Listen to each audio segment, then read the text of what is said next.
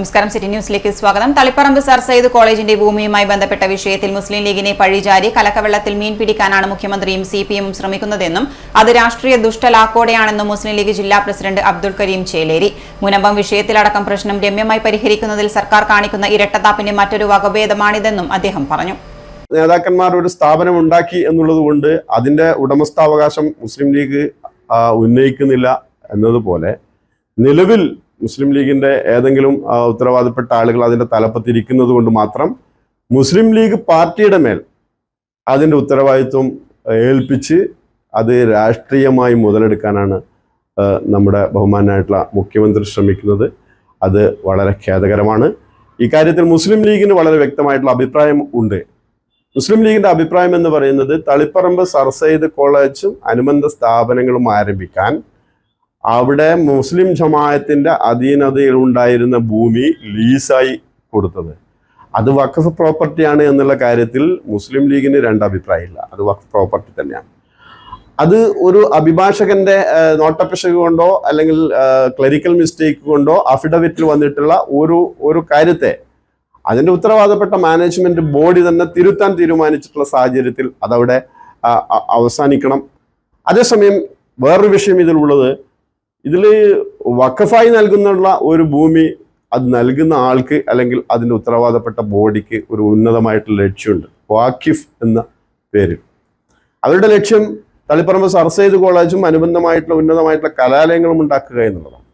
അപ്പോൾ അതിൻ്റെ അടിസ്ഥാനത്തിൽ അവിടെ വലിയ സ്ഥാപനങ്ങൾ ഉയർന്നു വന്നിട്ടുണ്ട്. അവിടെ ട്രെയിനിങ് കോളേജ് ഉണ്ട്, അതുപോലെ തന്നെ സർ സയ്യിദ് കോളേജ് ഉണ്ട്, സർ സയ്യിദ് ഹയർ ഇൻസ്റ്റിറ്റ്യൂട്ട് ഉണ്ട്, അതുപോലെ സ്കൂളുണ്ട്, നിരവധിയായിട്ടുള്ള സ്ഥാപനങ്ങൾ. മലബാറിലെ തന്നെ അലിഗർ എന്ന പേരിലാണ് സർ സയ്യിദ് കോളേജ് അറിയപ്പെടുന്നത്. അത്രമാത്രം വിദ്യാർത്ഥികൾ അവിടെ നിന്ന് ഉയർന്ന നിലവാരത്തിൽ പഠിച്ചു പോയിട്ടുണ്ട്.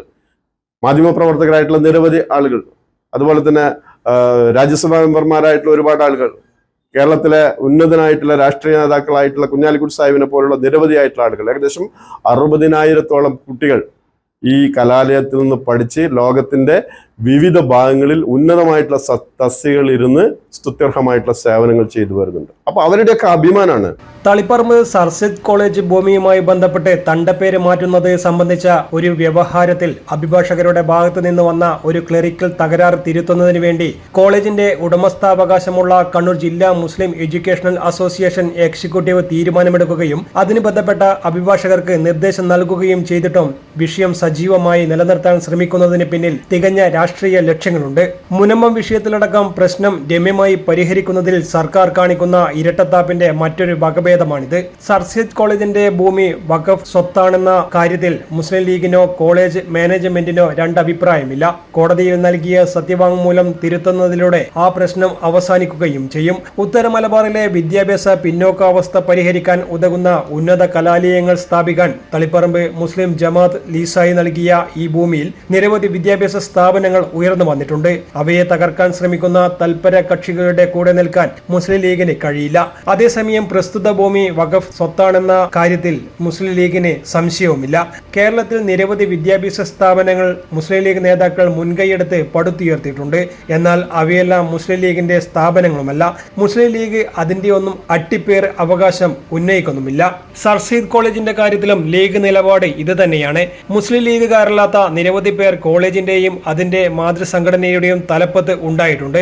വ്യവസായ പ്രമുഖനായ AK ഖാദർകുട്ടി സാഹിബ്, സുപ്രീം കോടതി ജസ്റ്റിസ് ആയിരുന്ന വി ഖാലിദ് സാഹിബ്, RSP സംസ്ഥാന സെക്രട്ടറി ആയിരുന്ന K അബ്ദുൾ ഖാദർ സാഹിബ്, തലശ്ശേരി മുനിസിപ്പൽ ചെയർമാനായിരുന്ന CPM നേതാവ് OV അബ്ദുള്ള എന്നിവർ അവരിൽ ചിലർ മാത്രമാണ്. ഇപ്പോൾ സർ സയ്യിദ് കോളേജിന്റെ തലപ്പത്തിരിക്കുന്നത് മുസ്ലിം ലീഗ് നേതാക്കളായതുകൊണ്ട് മാത്രം കോളേജിന്റെ ഉടമസ്ഥാവകാശം മുസ്ലിം ലീഗിലെത്തുന്നില്ല. അതിനാൽ ഈ വിഷയത്തിൽ മുസ്ലിം ലീഗിനെ പഴിചാരി വിഷയം സജീവമായി നിലനിർത്താനുള്ള മുഖ്യമന്ത്രിയുടെയും CPMന്റെയും രാഷ്ട്രീയ ദുഷ്ടലാക്ക് ജനം തിരിച്ചറിയുക തന്നെ ചെയ്യുമെന്ന് അബ്ദുൽ കരീം ചേലേരി പ്രസ്താവനയിൽ പറഞ്ഞു. News desk, city news.